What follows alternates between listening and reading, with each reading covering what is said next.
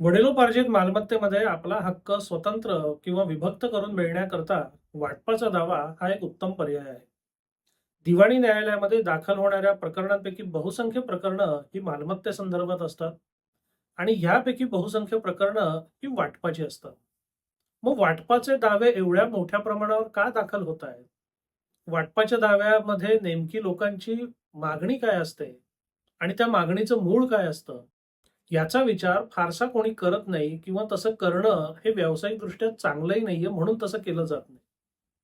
कारण वाटपाच्या दाव्याचं मूळ हे जर तुम्ही समजून घेतलं आणि त्याच्यावर जर तुम्ही उपाय योजला, तर पुढची सगळी कायदेशीर कटकट ही संपुष्टात येते.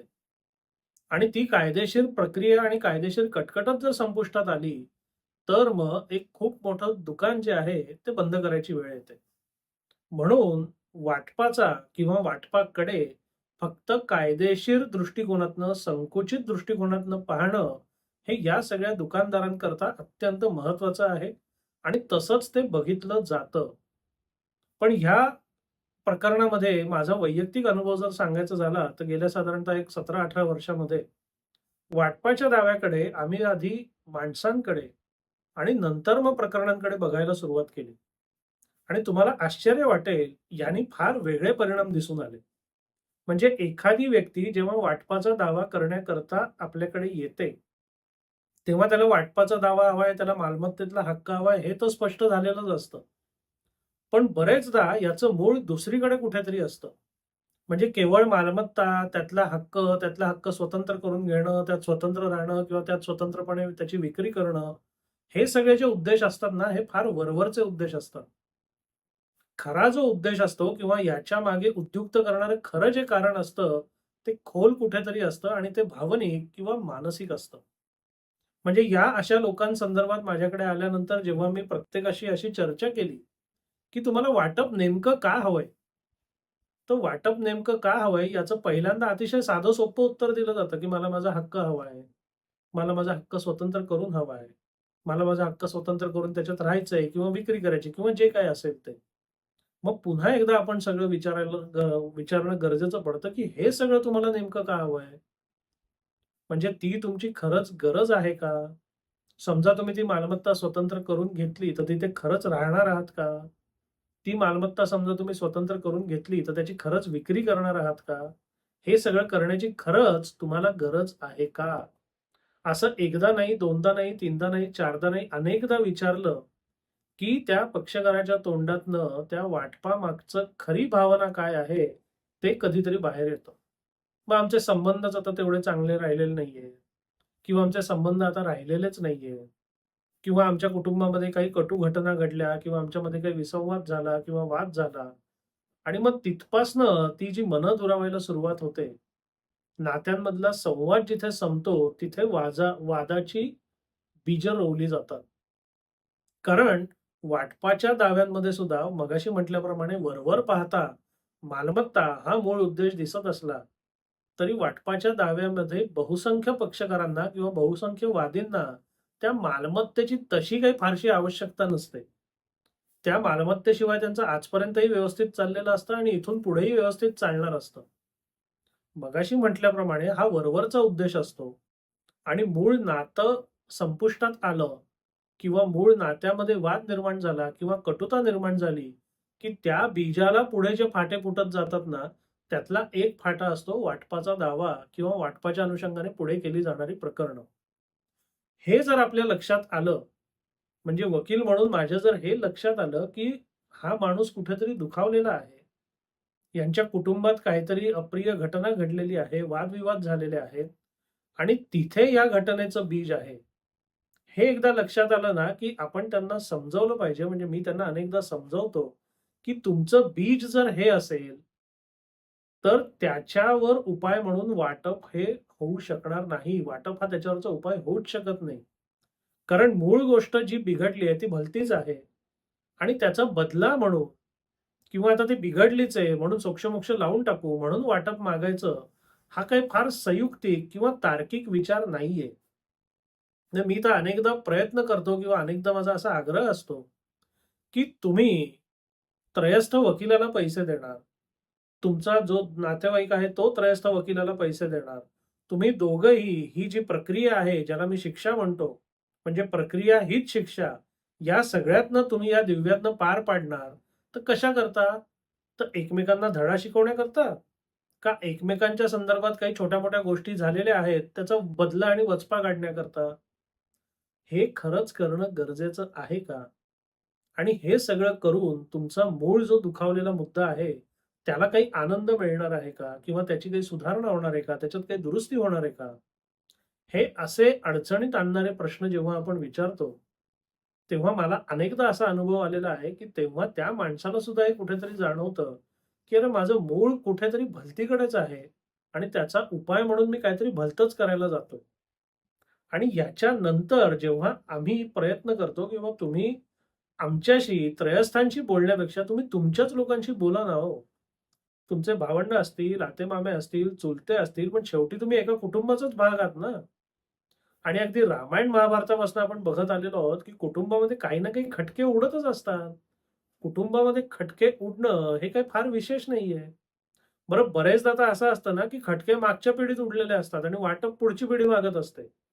म्हणजे हे भावंड भांडलेली असतात. त्याच्यामुळे त्या भावंडांची जी अपत्य आहेत, जी चुलत आते-मामे भावंड असतात, त्यांच्यात विनाकारण वितुष्ट असतं. आणि माझ्या मते या सगळ्या गोष्टी कुठेतरी संपुष्टात आल्या पाहिजेत. या सगळ्यावर कायद्याच्या चौकटी बाहेरचा काहीतरी तोडगा काढला पाहिजे. प्रश्न जर पूर्णतः कायदेशीर असेल, तर त्याला कायदेशीर उपाय शोधणं किंवा कायदेशीर उपाय योजणं संयुक्तिक आहे, आवश्यक आहे. पण मूळ प्रश्न जर भावनिक असेल, कौटुंबिक असेल, तर त्याला उतारा म्हणून जर तुम्ही कायदेशीर कारवाई करणार असाल, तर तसं करण्यापूर्वी पुन्हा एकदा विचार करा. ज्या जुन्या गोष्टी तुटलेल्या आहेत, त्या पुन्हा एकदा सांधायचा प्रयत्न करा. कारण कसं आहे, वाटपाचा दावा दाखल करून, वाटपाच्या त्या दाव्याच्या सगळ्या प्रक्रियेतनं जाऊन, प्रत्यक्ष हाती एक तर काय लागतं हा मोठा प्रश्न आहे. कधी लागतं हा त्याच्यापेक्षा मोठा प्रश्न आहे. मग हे सगळं दिव्य करण्यापेक्षा, याच्यात आपला वेळ, पैसा, मेहनत वाया घालवण्यापेक्षा, तुम्ही जर तुमच्या कुटुंबामध्ये खुलेपणाने बोललात, मनमोकळा संवाद साधलात, तर त्याच्यावर उपाय निघू शकतो. आणि मला असा अनुभव आहे, की असा कौटुंबिक उपाय निघालेला आहे. बरं कौटुंबिक उपाय एकदा निघाला ना, की मग जे तुम्हाला वाटपाने अपेक्षित आहे, त्याच्यापेक्षा 5-10% कमी जास्त करून मालमत्ता सुद्धा मिळून जातात. म्हणजे जो तुमचा पहिला उद्देश होता, की आपल्याला मालमत्ता पण हवी आहे, तो सुद्धा सफल होतो. आणि त्या उद्देशाचं जे मूळ होतं, की जे कुटुंबामध्ये दुभंगलेलं आहे सगळं, ते सुद्धा साध्य होतं. आणि हे सगळं साध्य होण्याकरता तुम्हाला थोडीशी फक्त एक, ज्याला आपण हिंदीमध्ये पहल म्हणतो किंवा मराठीमध्ये सुरुवात म्हणतो, ती करणं गरजेचं असतं. पहिलं पाऊल कोणी टाकायचं किंवा पहिलं पाऊल मी टाकणार नाही, हा जो अहम आहे ना, हा अहम आपण कुठेतरी सोडला पाहिजे. कारण बहुतांश प्रकरणं या अहमपायी दाखल झालेली आहेत. आणि आम्हाला काय हो, आमचा फायदाच आहे. तुमचा अहम सुखावून आम्ही तुमच्याकडनं तुमचे पैसे घेऊच शकतो. पण हे करणं मला वैयक्तिकरित्या फारसं पटत नाही. म्हणजे जोवर एखादं कुटुंब, कौटुंबिक संबंध सांधण्यापलीकडे दुभंगलेले आहेत, हे जोवर स्पष्ट होत नाही, तोवर वाटपाचा दावा करू नका, असा माझा आग्रह असतो. आता हा आग्रह जो आहे, तो व्यावसायिकदृष्ट्या माझं नुकसान करणार आहे. पण प्रत्येक गोष्टीकडे किंवा प्रत्येक माणसाकडे फक्त व्यवसाय आणि ग्राहक म्हणून नाही न बघता येत. म्हणजे आपल्या व्यवसायाकरता किंवा आपल्याला तो ग्राहक आहे, म्हणून त्याच्या आयुष्यभराचं नुकसान करून टाकायचं, हे म्हणजे किमान मला तरी जमत नाही. ज्यांना जमतं त्यांनी ते करावं. म्हणजे ते पण चूक का बरोबर असं काही न्यायनिर्णय द्यायला मी काही ब्रह्मदेव नाहीये. ज्याला जे योग्य वाटतं, ज्याला जे पटतं, रुचतं त्याने ते करावं. पण मी काय करतो आणि काय केलं जाऊ शकतं, हे सांगणं एवढाच या व्हिडिओचा मूळ उद्देश होता. सगळ्यात पहिले मी जे सांगितलं ना, की विशेषतः कौटुंबिक वाद जे असतात ना, ते संवाद संपल्यामुळे त्याची कुठेतरी बीजं पडलेली असतात. आणि तोच संवाद जर तुम्ही पुन्हा सुरू केला, तर या वादाची बीजं तुम्हाला समूळ नष्ट करता येतील. आणि त्या दृष्टीने तुम्ही पहिला प्रयत्न करा. म्हणजे जेव्हा कोणत्याही कायदेशीर सल्लागाराकडे किंवा वकिलाकडे जाता, तेव्हा फक्त कायदेशीर सल्ला जर तुम्हाला मिळाला ना, तर तो माझ्या दृष्टिकोनातनं अपूर्ण आहे. कारण कायदा, कायदेशीर तरतुदी, प्रकरणं हे सगळं शेवटी माणसांशीच निगडीत आहे ना हो. मग त्या माणसाकडे तुम्ही बघणार आहात का नाही? का त्याच्याकडे फक्त ग्राहक आणि पक्षकार म्हणून बघणार आहात? तर ग्राहक आणि पक्षकार व्यतिरिक्त तो एक मनुष्य आहे. ती एक व्यक्ती आहे. तो एका कुटुंबाचा भाग आहे. अशा व्यापक दृष्टिकोनातनं त्याचा विचार झाला पाहिजे. त्यातनं त्याच्याशी संवाद साधला पाहिजे आणि असं जर झालं, तर ज्या गोष्टी आपण घडवून आणू शकतो किंवा ज्या गोष्टी घडू शकतात, त्या आपल्या कल्पने पलीकडच्या चांगल्या असतात. हे मी माझ्या गेल्या 18 वर्षामध्ये अनेकदा अनुभवलेलं आहे. म्हणून नेहमीप्रमाणे कायदेशीर वृक्ष विषयांवर व्हिडिओ न करता, या अशा काही विषयांवर मी पुढचे काही दिवस व्हिडिओ करणार आहे. कारण नुसता कायदा, कायदेशीर तरतुदी अमुक करता येतं, तमुक करता येतं, हे खूप झालं हो. पण याच्या मागचा जो मानवी भाग आहे, जो भावनिक भाग आहे, तो पण उलगडला पाहिजे ना. आणि तो जर उलगडला ना, तर कायदेशीर कटकटीतनं सुटका पण होते. म्हणजे त्याचा दुहेरी फायदा आहे. एकीकडे तुमचे भावनिक आणि मानसिक संबंध पुन्हा दृढ होतात आणि दुसरीकडे तुम्हाला कोर्टाचं किंवा आमचं तोंड बघायची गरज पडत नाही. हा दुहेरी फायदा आहे. त्यामुळे माझ्या मते त्या दृष्टिकोनातनं पहिले प्रयत्न करा. त्याबद्दल तुम्हाला काही गरज पडली तर तुमचे वकील, कायदेशीर सल्लागार यांची मदत घ्या. आवश्यकता वाटली तर माझ्या कार्यालयाशी संपर्क करा. तसंही आपल्याला करता येईल.